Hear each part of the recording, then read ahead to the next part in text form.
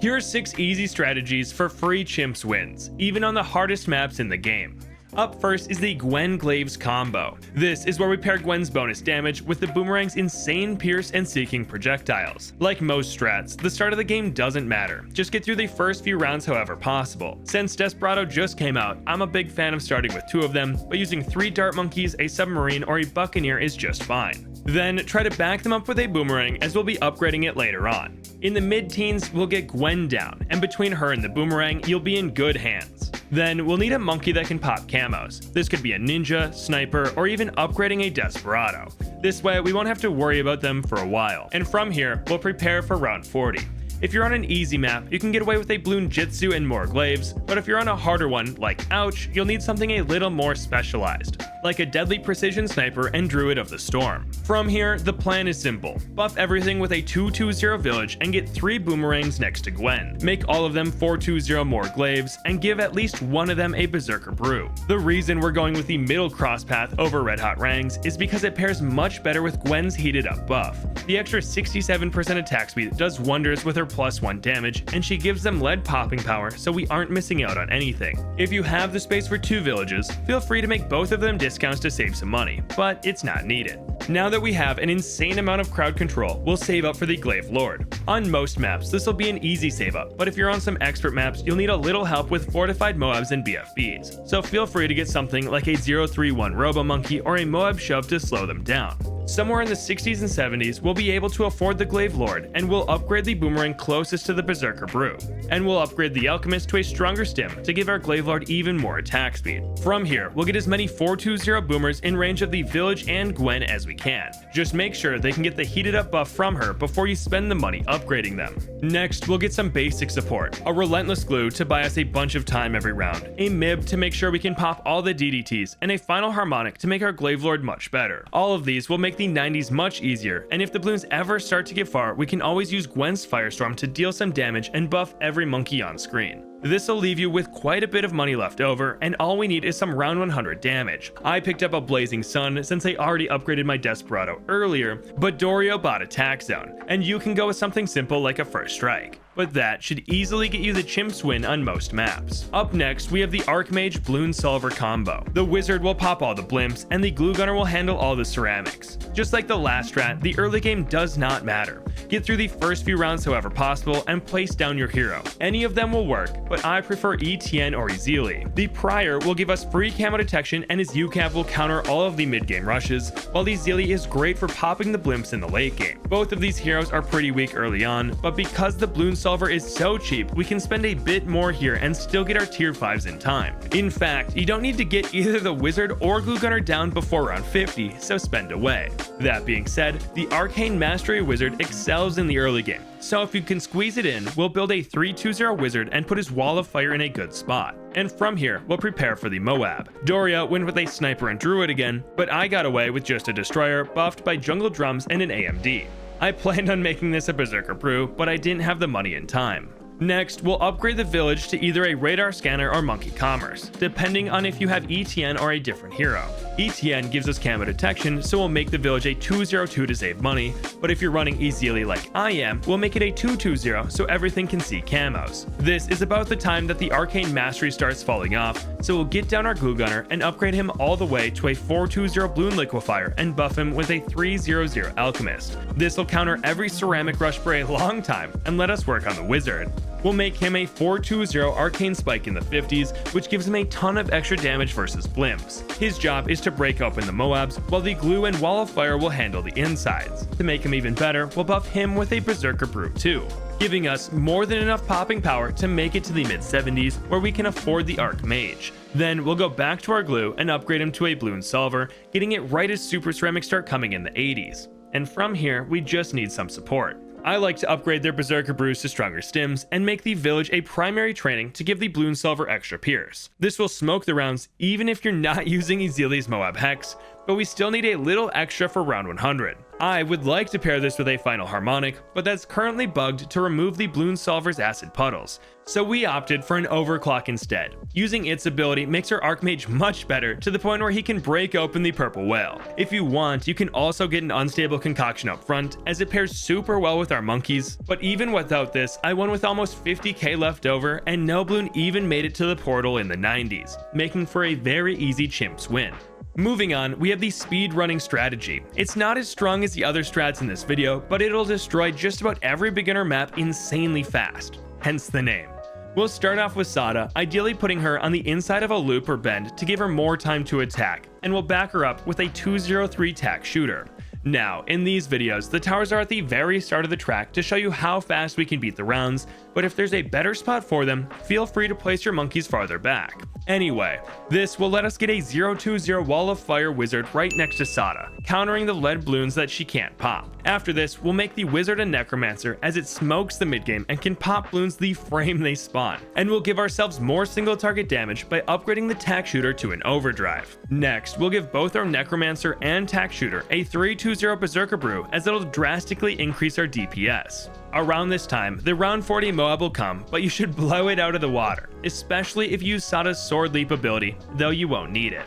What we do need is a 2-2-0 village to give all of our monkeys camo detection and extra attack speed. While we might be able to get away without the radar scanner, as the wizard can decamo everything, it's a pretty cheap upgrade to guarantee that our overdrive can pop camos. Speaking of which, we'll upgrade this guy and make him a 205 tack zone in the late 50s.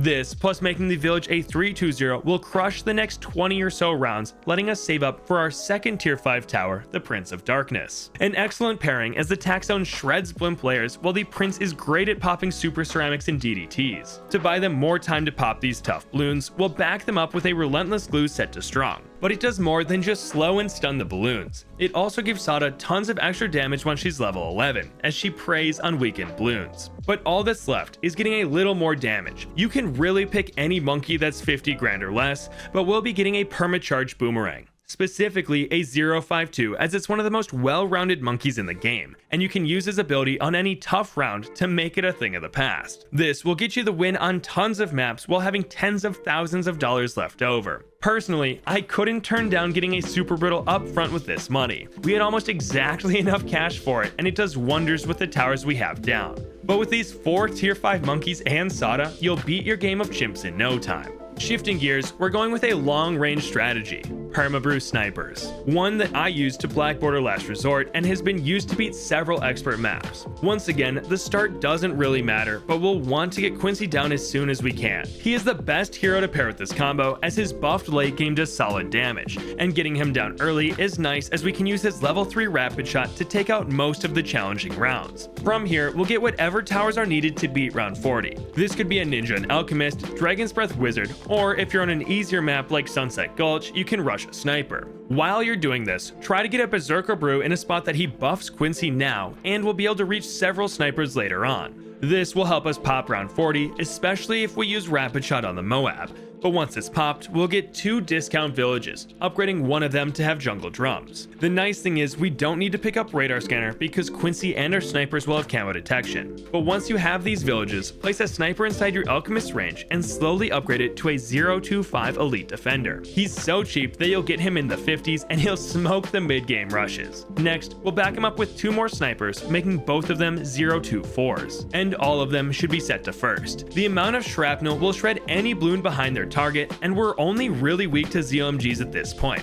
but they're still far from coming. And now it's time to make our Permabrew. Upgrade your alchemist to a 501. This will take a long time, likely until the early to mid 80s. Luckily for us, our setup is strong enough to last until around 87ish, even without using Quincy's abilities. So getting to the Permabrew shouldn't be hard unless you're on an expert map. But after just a single round of having this guy active, all of our towers will get much stronger. And from here, you have options. I recommend getting at least 1 or 2 more full auto snipers to take advantage of your Permabrew, but even after that, you'll have tons of money to play with. So either get your normal support in Moab presses, a relentless glue, and spike storms, or you can be like me and spend all of your money on more snipers, to the point where I had to get a support Chinook to move the Alchemist around to make sure he buffed everything. Just know that you don't have to get a MIB this run, because the Permabrew will put AMD on all of our snipers in Quincy, letting them pop every type of Bloon no problem. This will only leave us with the bad to worry about, which is where some spike storms or a first strike comes into play. But even without them, you could be fine. A Permabrew Quincy using rapid shot does tons of damage to the bad, so it won't be that hard to break open. If you're on a shorter map than Sunset Gulch though, you should probably get something that specializes in single target damage to make sure you don't leak on the last round. Next up, we have Psy and the Blazing Sun, or as I like to call it, CHIMPS. It's a newer strategy that came up with the bug fix to the Blazing Sun, making it attack twice as fast now. We'll start off however necessary and work towards getting Psy down. This should be in the mid-teens, and once we can, set them to strong. This way, Psy will one-shot all the tanky space balloons, making the 20s much easier. And from here, we'll get a Desperado in a good spot and prepare for round 40. Psy makes the Moab here pretty easy, as they'll one-shot 3 of the 4 ceramics inside the blimp, so you only need enough damage to pop the outer layer and deal with 1 of the ceramics. I did this with a Destroyer and Big Iron, but you don't need much, especially if you bring Psy stun into the mix. From here, we'll keep it simple. We'll make a Necromancer and buff it with a Berserker Brew and Jungle Drums. This way, it'll destroy any rush coming our way and let us save up for the Blazing Sun. This won't take too long as it's super cheap, but it adds a surprising amount of damage to our setup. Think of it as a 205 elite defender with higher DPS but less range. This guy will be the main way we pop ZOMGs, Psy will one-shot tons of BFBs, and our wizard will handle the rest. But that'll leave us with a ton of money left over. So what would work great with Psy and the Blazing Sun? A super glue. I was inspired by Chom Chom's Peninsula run where he used this combo, and I was not disappointed.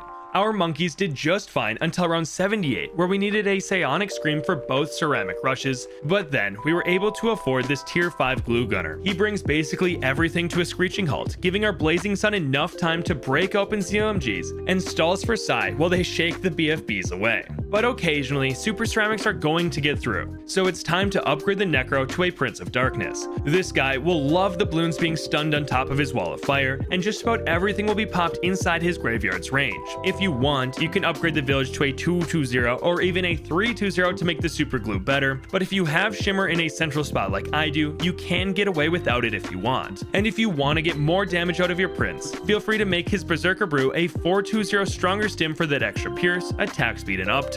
This will leave you with over 50 grand to spend for round 100. If you're on an easy map, you might be just fine, but our only single target damage dealer is the Blazing Sun, which is not enough to break the outer layer by itself. So back him up with a Spike Storm, First Strike, or even a Tack Zone to handle round 100. And for the final strat, we have Gwen Snipers. Different from the Permabrew Snipers in that we'll actually be completing the Axis of Havoc, and Gwen's heated up buff makes him incredibly strong. Because Gwen levels up so fast, we can take our time getting her. We still want her down early to make things easier for us, but on Sunken Columns, I had an Engineer, 3 darts, and a Sniper before placing her near the end of round 15. So don't feel rushed. One thing to note is that you can spend the money on an early game sniper and place it near where you plan on getting Gwen. This guy will become a cripple Moab way down the line, but for now, we'll leave him as a 1-0-0 or a 1-2-0 set to strong. It just depends on if you need help with camos or not. Once things are looking good, we'll get ready for round 40. I had to get a Sprockets Engineer, Arcane Mastery Wizard, and a 0-2-2 Sniper for this, but on a different map, you can always use something like a Destroyer or Druid of the Storm.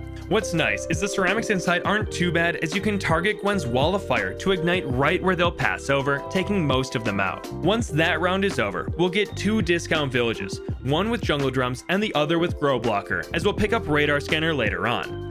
Now, it's almost time to save up for the elite sniper, but we'll do one thing first to make it easier. We'll get a semi-auto sniper. This guy will become our elite defender later on, but for now he'll just be helping us clear the rounds. Ideally, we'd make him a 2-0-3 for more single target damage, but I picked up Shrapnel in the early game, so mine's a 0-2-3. If you get Shrapnel like me, you can buff him with a Berserker Brew, but it's not needed. From here, we'll get down a new sniper and make him a 032 bouncing bullet. This will be our elite sniper, but before we continue with the upgrades, we'll buff him with a 300 alchemist as well. This will let him damage more bloons per shot and deal more damage, making him much better. And after this, we'll upgrade him to a 052 elite sniper. Make sure to switch him to first, as we don't want that elite targeting here. Next, we'll upgrade his berserker brew to a 420 and upgrade our other sniper to an elite defender. These two will do numbers on the bloons, but we're going to back them up even more, starting with a 420 main Moab set to strong to stall the blimps heading our way. And then we'll pick up 2 bouncing bullets, both crosspath with even faster firing and in range of Gwendolin. All of our snipers should be getting the heated up buff, as the extra pierce, damage, and lead popping power are amazing on them. Ideally, Gwen will be out front and always attacking, like I had on downstream, but even when that's not the case, this can be a very strong strategy, and we'll buff as many of these as possible with a 300 alchemist. This is a ton of towers to place, but they're incredibly effective for how cheap they are, especially since we have a double discount setup. Before round 90, we'll want a few things: getting radar scanner on our second village, primary training on the first, a relentless glue set to strong, and a Moab press for even more stalls. This will let us crush the 80s and early 90s without a care in the world. Just remember that we're going to rely on Gwen and our alchemist for lead popping power, so if DDTs start to get far, use Gwen's level 10 ability to apply heated up on every monkey you have. And if you're still afraid, you can buy the MIB if you wish. I decided to skip it as it lets us get the final tier 5 sniper a bit earlier, the Cripple Moab. This guy's stalls and extra damage really round out the combo and make the rest of the 90s pretty easy. I didn't even use an ability until around 99, where I needed to apply heated up for the fortified DDTs. This should get you the win very easily, but I had enough money left over for a first strike, so why not use it on round 100? But those were 6 very strong strategies for free CHIMPS wins in BTD6. If you want a bunch more, click this video right here.